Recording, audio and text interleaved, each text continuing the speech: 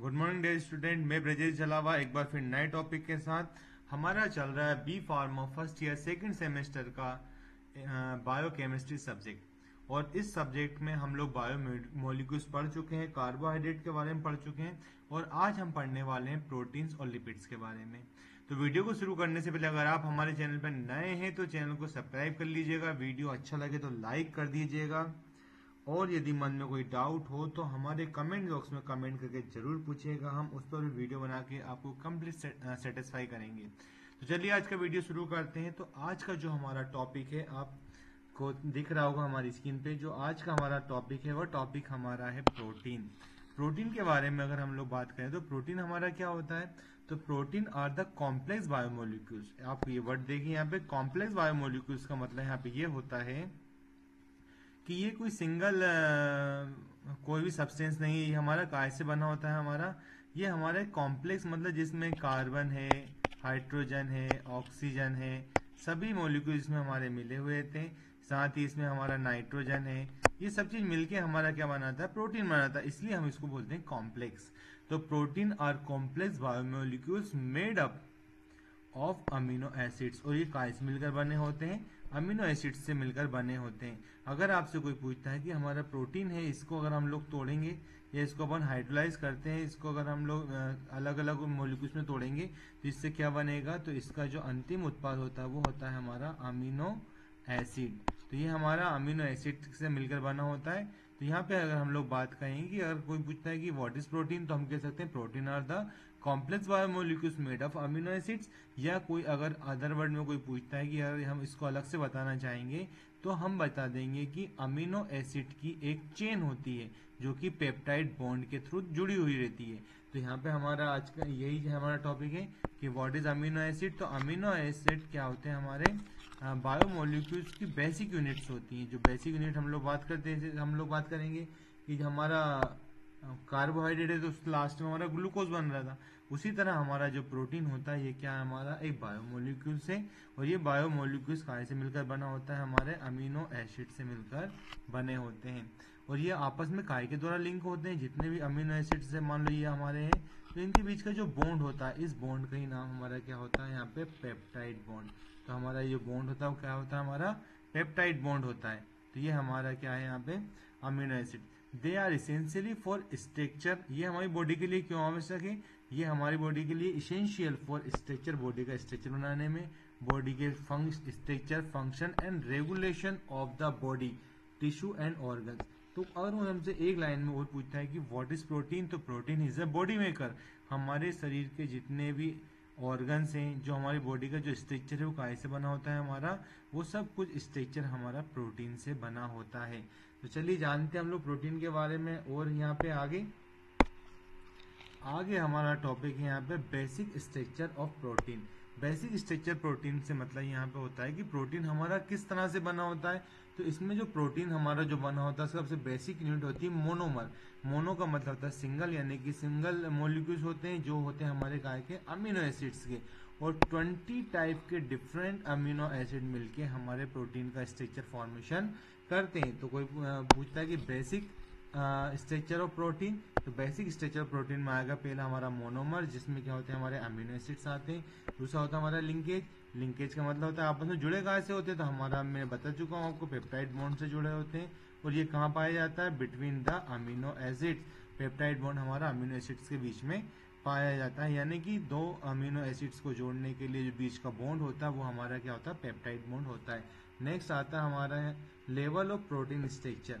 Protein structure की बात करते हैं तो हमारे पास अलग अलग लेवल के होते हैं। प्राइमरी स्ट्रक्चर, तो प्राइमरी स्ट्रक्चर का मतलब होता है यहाँ पे एक लीनियर सीक्वेंस, मतलब लीनियर सीक्वेंस आप जानते हैं। जैसे मान लो एक अमीनो एसिड है, ये एक रेखा के रूप में जुड़े हुए रहते हैं, तो इसको हम लोग बोलते हैं प्राइमरी स्ट्रक्चर ऑफ प्रोटीन। तो ये हमारा प्राइमरी स्ट्रक्चर हो गया। दूसरा हमारे सेकेंडरी स्ट्रक्चर की हम लोग बात करेंगे। यहाँ पे सेकेंडरी स्ट्रक्चर हमारा क्या होता है, सेकेंडरी इसमें क्या होता है, हमारे अल्फा हेलिक्स और बीटा प्लेटेड शीट होती है इसमें, ड्यू टू हाइड्रोजन बॉन्डिंग। और इसमें क्या होते हैं, अब जो हमारा लीनियर वाला सीक्वेंस था उसमें हमारा क्या से पेप्टाइड बॉन्ड से जुड़े थे, इसमें हमारा हाइड्रोजन बॉन्ड भी इन्वॉल्व हो जाता है। नेक्स्ट आता है आपका टर्सरी स्ट्रक्चर। इसमें क्या होता है 3D फोल्डिंग होती है। 3D का मतलब आप समझते ही हैं कि इसमें क्या रहेगा कि जो 3D folding of the polypeptide chain. इसमें क्या था, जैसे भी अपनी सिंगल एक रेखा हो गई, ये अपना क्या होता है यहाँ पे अपना लीनियर हो गया। उसके बाद ये होता है डायमेंशन की बात करें तो ये अपना क्या हो गया 2D, यानी कि इसमें 2 डायरेक्शन में हो गया। और 3D मतलब इसमें जो आपने हिंदी में अगर सुना होगा तो त्रिविमीय जिसे अपन लोग कहते हैं। तो 3D folding of polypeptide chain due to the side chain reaction.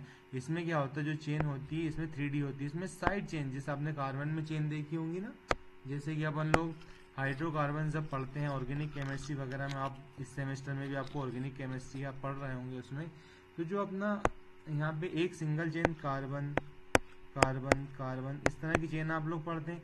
इसमें क्या होता है कि जब साइड चेन भी हमारी आ जाती है तो इन्हीं चेन को अपन लोग क्या बोलते हैं फिर 3D स्ट्रक्चर कहते हैं। तो इसमें क्या रहेगा टर्सरी में, यहाँ पे हमारा क्या है the 3D folding of the polypeptide chain. Polypeptide chain क्या होती है अपनी 3D फोल्डिंग होती है। इसको बात करेंगे तो due to side chain interaction, यहाँ पे साइड चेन की हम लोग बात कर रहे हैं। फिर नेक्स्ट आता है अपना क्वाटरनरी स्ट्रक्चर।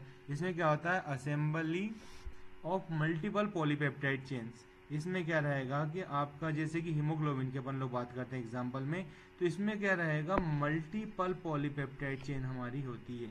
ये अब इसका क्या हो गया हमारा बेसिक स्ट्रक्चर ऑफ प्रोटीन, ये हमारा बेसिक स्ट्रक्चर था। अब हम लोग बात करते हैं टाइप ऑफ प्रोटीन। आप जब एग्जाम में लिखेंगे तो आपको सभी चीजें आती हैं इसमें प्रोटीन के बारे में लिखने के लिए। तो टाइप ऑफ प्रोटीन की अगर हम लोग बात करते हैं तो protein can be classified in several way based on structure, function and composition. अगर हम लोग बात करते हैं कि अगर हम लोग बात करेंगे प्रोटीन कितने टाइप का होता है, how many type of protein, तो हमें प्रोटीन के जो टाइप्स हैं तो ये जो प्रोटीन का टाइप को अगर हम लोग क्लासीफाई करेंगे तो इसके अलग अलग बेस होते हैं। जैसे कि एक स्ट्रक्चरल प्रोटीन होता है, फंक्शनल प्रोटीन होता है। स्ट्रक्चरल प्रोटीन क्या करेगा, बॉडी स्ट्रक्चर बनाने में सपोर्ट करता है।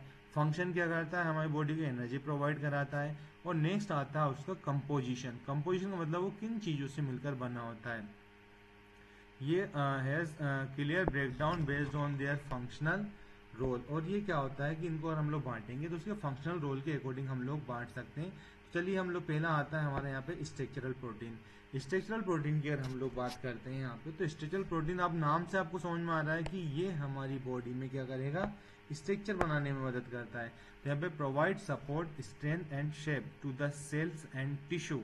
आपको समझ में आ गया क्या प्रोवाइड कराता है, सपोर्ट स्ट्रेंथ एंड शेप, यानी कि आपकी बॉडी को जो भी आपकी सेल्स, आपकी बॉडी कहाँ से मिलकर बनी हुई थी, सेल्स, सेल से टिश्यू बनते हैं, टिश्यू से हमारे ऑर्गन बनते हैं। तो बेसिक यूनिट ऑफ लाइफ क्या है हमारी, सेल है। तो जो भी यहाँ पे हमारा सपोर्ट रहेगा वो सेल्यूलर लेवल पे ही होता है। तो यहाँ पे जो स्ट्रक्चरल प्रोटीन होता है क्या होता है, हमारी बॉडी को प्रोवाइड कराता है सपोर्ट स्ट्रेंथ और शेप प्रोवाइड कराता है टू सेल्स एंड टिश्यू। इसके एग्जाम्पल की बात करें तो अपना कोलेजन कहाँ पाए जाते हैं, found in skin, bone and connective tissue. यहाँ पे कोलेजन प्रोटीन हो गया। दूसरा आपका आता है केराटिन प्रोटीन, ये आप लोगों ने काफी सुना होगा। केराटिन प्रोटीन कहाँ होता है हमारा, हेयर, नेल्स एंड स्किन।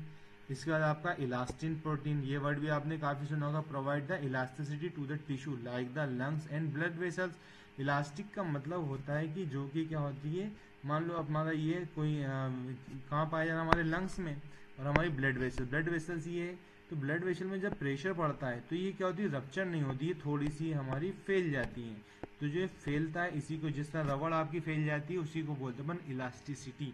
यानी कि जब प्रेशर पड़े, जैसे लंग्स हमारे होते हैं, जब इसके अंदर हवा जाती है तो लंग्स हमारे फैल जाते हैं, और जैसे हमारे पास क्या होता है कि हवा वापस बाहर निकलती है तो वापस सिकुड़ जाते हैं।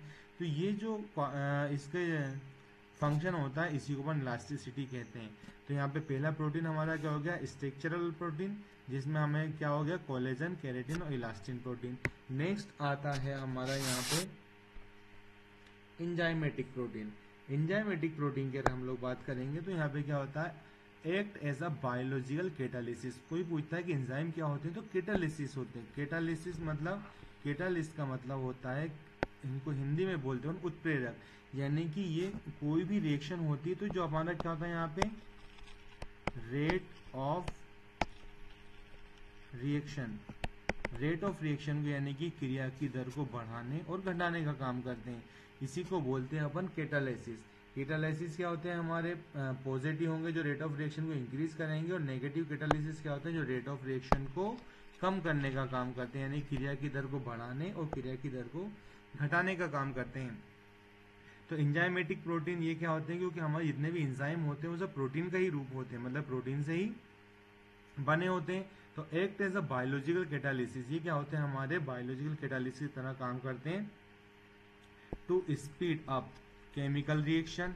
ये क्या करते हैं, केमिकल रिएक्शन की स्पीड को बढ़ाते हैं विदाउट बीइंग कंज्यूम, यानी कि कोई भी उसमें केमिकल रिएक्शन को बढ़ाने घटाने का काम तो करते हैं, लेकिन उसमें कोई भी केमिकल चेंज नहीं करते हैं। जैसे कि रिएक्शन में आएंगे तो रिएक्शन में इन्वॉल्व नहीं होते, यानी कि आपकी रेट ऑफ रिएक्शन को बढ़ाने घटाने का काम तो करेंगे, लेकिन अपनी उस रिएक्शन में इन्वॉल्व नहीं होते। एग्जाम्पल की बात करें, जैसे हमारा अमाइलेज, ये सब एंजाइम के नाम है, करता है break down structure into sugar, यानी कि जो भी स्टार्च, हमारे पास ये ब्रेक डाउन स्टार्च, यहाँ पे क्या करता है हमारे स्टार्च को ब्रेक डाउन करेगा, काय में, शुगर में करेगा। दूसरा होता है हमारा pepsin, help digest protein in stomach, ये स्टमक में प्रोटीन के डाइजेशन में सपोर्ट करता है। नेक्स्ट आता है डीएनए पॉलीमरेज। डीएनए पॉलीमरेज क्या करता है, synthesize DNA strand during the replication. जो हमारी रेप्लिकेशन एक प्रोसेस होती है जिसमें क्या होता है हमारा डीएनए से डीएनए का फॉर्मेशन होता है, उसमें जो हमारा एंजाइम काम करता है उसे बोलते हैं अपन डीएनए पॉलीमरेज एंजाइम कहते हैं। ये हमारा क्या था, एंजाइमेटिक प्रोटीन था। नेक्स्ट आता है अब हमारा यहाँ पे ट्रांसपोर्ट प्रोटीन। ट्रांसपोर्ट प्रोटीन का मतलब क्या होता है कि हमारी बॉडी में कोई भी इंफॉर्मेशन हो या कोई भी मॉलिक्यूल्स को ट्रांसफर करने का जो काम करता है उसमें प्रोटीन सपोर्ट करता है, उस प्रोटीन को बोलते हैं अपन ट्रांसपोर्ट प्रोटीन। क्या है, help move molecules across cell membrane और थ्रू आउट द बॉडी, यानी कि जब भी हमारी सेल मेम्ब्रेन होती है, तो ये हमारी सेल मेम्ब्रेन है, तो इसके इनसाइड या इसके आउटसाइड किसी भी मॉलिक्यूल्स को लाना है ले जाने वाला जो प्रोटीन होता है उसी को बोलते हैं अपन ट्रांसपोर्ट प्रोटीन कहते हैं। जैसे कि हमारी बॉडी में हीमोग्लोबिन है, हीमोग्लोबिन का क्या फंक्शन होता है, ये हमारी बॉडी में लंग्स में से क्या करता है, ऑक्सीजन को कैरी करता है और क्या बना लेता है, ऑक्सी हीमोग्लोबिन बनाता है और सेल तक लाके, ये सेल की मेम्ब्रेन पे लाके छोड़ देगा। तो इसमें ट्रांसपोर्टेशन का काम हुआ ना, जैसे कि यहाँ पे ऑक्सीजन थी, ये कहाँ थी, अभी हमारी लंग्स में ऑक्सीजन आती है, लंग्स से क्या करा, हीमोग्लोबिन ने उसको ले लिया और यहाँ पे ऑक्सी हीमोग्लोबिन बना लिया, और बॉडी की एवरी सेल तक इसे पहुंचाने का काम करेगा। तो ये ट्रांसपोर्टिंग का काम कर रहा है, और ये हीमोग्लोबिन कहाँ से मिलकर बना होता है, him iron plus globin protein से, यानी कि ग्लोबिन प्रोटीन से मिलकर बना है, तो हमारी बॉडी में ट्रांसपोर्टेशन का काम कर रहा है। तो इसी को बोलते हैं अपन ट्रांसपोर्ट प्रोटीन, जो कि बॉडी में क्या करता है, ट्रांसपोर्टेशन का काम करता है। तो हीमोग्लोबिन का काम करता है transport oxygen in the blood, oxygen का ट्रांसपोर्ट करता है। एल्बुमिन की बात करें तो ये क्या करता है, हमारे transport fatty acid and hormones. Albumin क्या करता है, जो भी हमारे हार्मोन्स होते हैं और जो फैटी एसिड होते हैं उनको कैरी करके पहुंचाने का काम करता है। नेक्स्ट आता है आपका चैनल प्रोटीन, ये क्या करते हैं, allow ions and molecules to pass throughout the membrane, यानी कि तीन तरह के हमने यहाँ पे क्या पढ़े हैं, अभी हमारे तीन तरह के हमने इसमें प्रोटीन पढ़े हैं जो कि हमारे क्या करते हैं। अब इनको देखिए एक बार फिर से। पहला हमारा क्या करता है, हीमोग्लोबिन जो ऑक्सीजन को कैरी करता है। दूसरा हमारा क्या, एल्बुमिन प्रोटीन जो कि आपके फैटी एसिड कैरी करता है और हार्मोन को, और क्या करता है, हार्मोन्स को लेके जाएगा। और नेक्स्ट आता है आपका चैनल प्रोटीन। चैनल प्रोटीन अपन लोग पढ़ चुके हैं पिछले वीडियोस में, जिसमें क्या होता है अपना आपको अच्छे से पढ़ाया था जो अपना HAP सब्जेक्ट था, कि सेल मेम्ब्रेन पे क्या होते हैं, हमारी चैनल होती है जो कि क्या करती है, किसी भी आयन को अंदर लेना या उसे सेल मेम्ब्रेन से बाहर ले जाने का काम करती है। तो इसमें अपनी आयन चैनल्स होती हैं, और अपना जैसे जी प्रोटीन उसमें अपना कैल्शियम चैनल होती है, सोडियम चैनल होती है, पोटेशियम चैनल होती है, हम पढ़ चुके हैं पहले, जिससे हमारा एक्शन पोटेंशियल मैनेज हो रहा था। तो ये सारी चीज़ें जो हमारा क्या रहेगा यहाँ पे, चैनल हमारा प्रोटीन जो रहेगा तो आयन को सेल के अंदर और बाहर ले जाने का काम करता है। नेक्स्ट हमारा प्रोटीन आता है यहाँ पे हार्मोनल प्रोटीन। हार्मोनल प्रोटीन की अपन लोग बात करते हैं, क्योंकि हमारे जो भी हार्मोन होते हैं वो भी क्या होते हैं, हमारे प्रोटीन से ही बने होते हैं। तो regulate physiological process by acting chemical messenger, ये क्या करते हैं, हमारी बॉडी में जो भी फिजियोलॉजिकल प्रोसेस होती है उनको रेगुलेट करने का काम करते हैं। और रेगुलेट करेंगे कैसे? जो केमिकल मैसेंजर होते हैं उसके थ्रू। तो इसमें हमारा सबसे पहले क्या आता है? इंसुलिन। आपको पता ही, ये रेगुलेट क्या करता है? ब्लड शुगर लेवल को। डायबिटीज़ की कमी से हमारी बॉडी में क्या डायबिटीज हो जाता है हमें। ग्लूकागोन हार्मोन, ये ग्लूकागोन हार्मोन क्या होता है हमारा, क्या करता है? राइज ब्लड ग्लूकोज, ये ग्लूकोज लेवल को बढ़ाता है। नेक्स्ट आता है हमारा ग्रोथ हार्मोन, ये क्या करता है? बॉडी में ग्रोथ को स्टिमुलेट करता है और सेल रिप्रोडक्शन भी कराता है। इसमें जो दो हार्मोन ये हमारे कहाँ से आते हैं? पेंक्रियाज से आते हैं। इंसुलिन हमारे पेंक्रियाज की बीटा सेल से आता है और हमारा जो ग्लूकागोन होता है ये हमारी पेंक्रियाज की अल्फा सेल से आता है। लेकिन इन दोनों के काम अपोजिट होते हैं। इंसुलिन ब्लड में ग्लूकोज लेवल कम करता है, ग्लूकागोन क्या करता है? ब्लड में ग्लूकोज लेवल को बढ़ाता है। तीसरा आता है हमारा ग्रोथ हार्मोन, जो कि हमारी पिट्यूटरी ग्लैंड से रिलीज होता है। ये हमारी सेल्स में रिप्रोडक्शन कराता है और स्टिमुलेट करता है हमारी ग्रोथ को। नेक्स्ट आता है हमारा प्रोटीन, जिसको हम बोलते हैं डिफेंसिव प्रोटीन। डिफेंसिव प्रोटीन की अगर हम लोग बात करते हैं तो डिफेंस का मतलब आपको समझ में आ गया कि बॉडी को डिफेंस कर रहा है, प्रोटेक्ट कर रहा है, यानी कि protect the body from disease. यहाँ पे क्या कर रहा है ये प्रोटीन हमारा? जैसे अब आपको नाम से समझ में आ गया होगा, ये हमारा क्या कर रहा है यहाँ पे?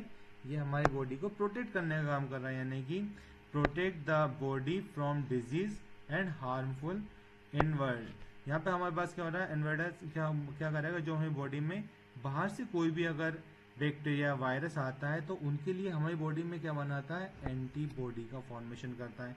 एंटीबॉडी को क्या बोलते हैं अपन? इम्यूनोग्लोबुलिन।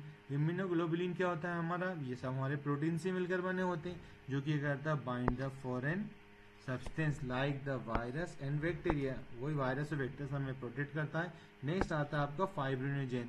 फाइब्रिनोजेन आपका वर्ड सुना हुआ लग रहा होगा, क्योंकि जब आपका ब्लड क्लोट होता है तो ये ब्लड क्लोट करने में मदद करता है, जिससे क्या होता है कि जैसे अगर आपको कोई चोट लग जाती है, आपका खून बहने लगा, अगर उसको क्लोट नहीं होगा तो सारा खून बॉडी से निकल जाएगा और आपको क्या हो जाएगा? ब्लड की डिफिशियंसी हो जाएगी।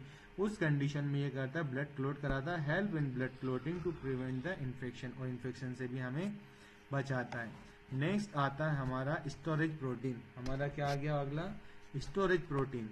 स्टोरेज प्रोटीन का मतलब होता है कि ये आपकी बॉडी में क्या करेगा? स्टोर होके आपको एनर्जी प्रोवाइड कराएगा। तो यहाँ पे क्या हो रहा है? Store amino acid, metal ion, other substance for later use.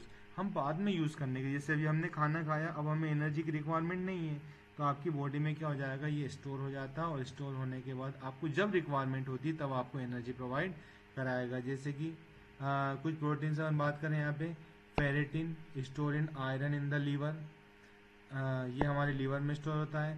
Casein protein store amino acid in milk, ये हमारे दूध में रहता है। और तीसरा आता है हमारा ओवल ब्यूमिन। ओवल ब्यूमिन का मतलब जो एग वाइट होता है, ये भी हमारा क्या होता है? प्रोटीन होता है, जो कि अंडे में सेव होता है। तो कुछ प्रोटीन जैसे लीवर में सेव हो जाता है, तो जब वो चाहिए हम लीवर से ले सकते हैं। इसके बाद हमारा दूध में जो हमारा केसिन प्रोटीन होता है, ये केसिन प्रोटीन हमारे दूध में रहता है, तो हम इसको बाद में कभी भी यूज कर सकते हैं। तीसरा होता है जो हमारा मेन प्रोटीन इन एग वाइट, जो एग वाइट होता है उसमें हमारा ओवल ब्यूमिन प्रोटीन होता है, जो कि हम लोग कभी भी यूज कर सकते हैं। तीसरा आता है हमारे यहाँ पे रिसेप्टर प्रोटीन्स। नेक्स्ट हमारा क्या है यहाँ पे? रिसेप्टर प्रोटीन्स की हम लोग बात कर रहे हैं। रिसेप्टर प्रोटीन का मतलब होता है कि जब भी हमारी बॉडी में किसी भी चीज को या मॉलिक्यूल्स को रिसीव करने के लिए जो भी मॉलिक्यूल्स होते हैं उन्हें हम बोलते हैं रिसेप्टर्स बोलते हैं। रिसेप्टर्स आपको पता होगा कि हमारी सेल सरफेस पे होते हैं या फिर इंट्रासेलुलर फ्लूइड में होते हैं। तो located on the cell membrane, क्या बात कर रहे हैं यहाँ पे हम लोग? Located on the cell membrane, या तो हमारी सेल मेम्ब्रेन पे रहेंगे। And involve in the signal receptor and response. हमारी बॉडी में क्या होता है, जिस तरह की हमारी सेल मेम्ब्रेन होती है, आपको बताया, यहाँ पे कोई मॉलिक्यूल्स होता है, ये मॉलिक्यूल्स यहाँ पे हमारे क्या होते हैं? रिसेप्टर्स होते हैं। ये मॉलिक्यूल्स आके इससे बाइंड होते हैं और बाइंड होने के बाद सिंपल सी प्रोसेस आपको मैं एक बार बता दूं कि जैसे मान लो कोई ड्रग हम लोग ले रहे हैं, तो हमारे पास क्या आएगा? बॉडी में ड्रग आई, ये स्पेसिफिक रिसेप्टर के साथ क्या जाएगी? बाइंड होता है, और ये दोनों मिलके क्या बनाते हैं? यहाँ पे कॉम्प्लेक्स बनाते हैं। ये क्या उसको बोलते हैं अपन? ड्रग रिसेप्टर कॉम्प्लेक्स बनाते हैं। और अगर यहाँ पे ये आके इसको एक्टिवेट करता है, तो इसको हमारे जो रिसेप्टर इसको एक्टिवेट करेगा तो हम उसको बोलते हैं एगोनिस्ट, और अगर उसको एक्टिवेट नहीं करता तो उसे बोलते हैं हम एंटागोनिस्ट। अगर ये एक्टिवेट होता है, एगोनिस्ट आके जुड़ता है, तो हमारी क्या करते हैं, यहाँ पे हमारा रिस्पॉन्स आता है, और रिस्पॉन्स को हम लोग क्या मानते हैं, एक्शन मानते हैं। तो यहाँ पे वही बात कह रहे हैं यहाँ पे कि ये हमारे पास क्या रहता है, रिस्पॉन्स देने के लिए रिस्पॉन्सिबल होता है। इसमें क्या होता है, जैसे आप बात करेंगे इंसुलिन रिसेप्टर जो कि bind insulin to trigger glucose uptake, और दूसरा होता है हमारे न्यूरोट्रांसमीटर रिसेप्टर। हमने जो न्यूरॉन्स की बात हम लोग पढ़ चुके हैं एचएपी में, उसमें आप वीडियो को देखिए, उसमें आपको न्यूरोट्रांसमीटर वगैरह समझ में आएगा। Detect the signal in the nerve cell, जो कि नर्व सेल हमारे उसमें सिग्नल को रिसीव करने में मदद करता है। इसका सीधा सा फंडा ये है कि जैसे अगर आपको क्या हो रहा है कि आपके सिर में दर्द है, आपको हेडेक हो रहा है, आपको हेडेक हो रहा है और आपने एक टेबलेट ले ली। अब ये टेबलेट आपने क्या करा, ओरली ली। ओरल लेंगे तो टेबलेट कहाँ जाएगी, आपके स्टमक में। आपके जब स्टमक में गई तो आपके दर्द तो आपके सिर में था, और गोली आपने पेट में खा ली। तो फिर अब आपका पेट दर्द बंद होना चाहिए कि सिर दर्द बंद होना चाहिए। तो ये जो एक कॉन्सेप्ट है, ये अक्सर लोग कॉमेडी में यूज करते हैं, लेकिन इसका एक्चुअल रीजन आपको पता होना चाहिए कि जिस टेबलेट को आपने क्या किया, जब आपने टेबलेट को स्टमक में ली, ये वहां पे जाके डिसोल्व हो जाएगी, और डिसोल्व होने के बाद जो ड्रग मॉलिक्यूल्स है वो हमारे कहाँ चले जाते हैं, हमारे ब्लड में चले जाएंगे। अब ब्लड से पूरी बॉडी में क्या हो जाएगा, सर्कुलेट होता है, और जहाँ उसका रिसेप्टर हो, जैसे आपको रिसेप्टर का मैं थोड़ा सा यहाँ पे बता देना चाहता हूँ, आप देखिएगा आपको समझ में आएगा कि जो जिस रिसेप्टर के लिए जो मॉलिक्यूल्स होता है वो वहीं जाके सिर्फ एब्जॉर्ब मतलब वाके वहाँ पे एक तो होता है, बाकी वह घूमता रहेगा पूरी बॉडी में। जैसे कि ये एक आपका रिसेप्टर है। अब यहाँ पे मैं नंबर 1 पे ले लेता हूँ एक मॉलिक्यूल्स, नंबर 2 पे ले लेता हूँ 2 मॉलिक्यूल्स, नंबर 3 पे ले लेता हूँ ये ट्राइंगल, नंबर 4 पे ले लेता हूँ मैं इस तरह का मॉलिक्यूल्स। अब आप देखिए क्या यहाँ पे ये राउंड शेप यहाँ फिट हो रहा है, नहीं हो रहा है, क्या ट्राइंगल्स फिट हो रहा है, ये भी नहीं हो रहा है, ये पेंटाएंगल में ये हमारा शिफ्ट हो रहा है, ये भी नहीं हो रहा। यहाँ पे क्या है, जिस तरह की पोजीशन ये उस तरह की पोजीशन यहाँ ये, तो ये आके यहाँ फिट हो जाएगा। उसी तरह हमारी ड्रग होती है, जिस रिसेप्टर के लिए स्पेसिफिक बनाई जाती है वो उसी रिसेप्टर पे जाके बाइंड करती है, और बाइंड करने में उस रिसेप्टर को एक्टिवेट करती है। तो आप जो टेबलेट ले रहे हैं उसे स्टमक में ले रहे हैं, वो अब वहाँ से क्या हो गई, हमारे ब्लड में इन्वॉल्व हो जाती है और पूरी बॉडी में सर्कुलेट होती रहेगी। और जब जाके उसका रिसेप्टर, जैसे कि आपका ये हमारा पेन किलर है, तो वो जाके स्पेसिफिक जो हमारा रिसेप्टर रहेगा, निकोटिनिक रिसेप्टर रहेगा, वहाँ जाके बाइंड होता है और आपकी मसल्स को रिलैक्स करता है। तो ये कॉन्सेप्ट हमारा पेन किलर टेबलेट चलता है। इस तरह इसीलिए कहते हैं कि जो हमारे कुछ प्रोटीन क्या होते हैं, जो हमारे रिसेप्टर्स प्रोटीन होते हैं, जो कि हमारे जो भी मॉलिक्यूल्स होते हैं उनको रिसीव करने का काम करते हैं, जैसे कि इंसुलिन रिसेप्टर। अब इंसुलिन रिसेप्टर पे केवल और केवल इंसुलिन ही बाइंड होगा, दूसरा कोई मॉलिक्यूल्स वहाँ पे बाइंड नहीं होता। इसलिए जब हम इंसुलिन लेते हैं तो वो अपने रिसेप्टर जाके अपना काम करता है। उसने न्यूरोट्रांसमीटर रिसेप्टर, जो भी न्यूरोट्रांसमीटर के जो न्यूरॉन्स के सिग्नल हैं, तो अगला सिग्नल वही लेगा जिसके लिए सिग्नल आया है। तो आज के वीडियो में हमारा इतना ही था। वीडियो हमारा कैसा लगा हमें ज़रूर बताइएगा। अगर अच्छा लगे तो उसे लाइक कर दीजिएगा, कमेंट्स करके ज़रूर बताइएगा। तब तक के लिए नमस्कार।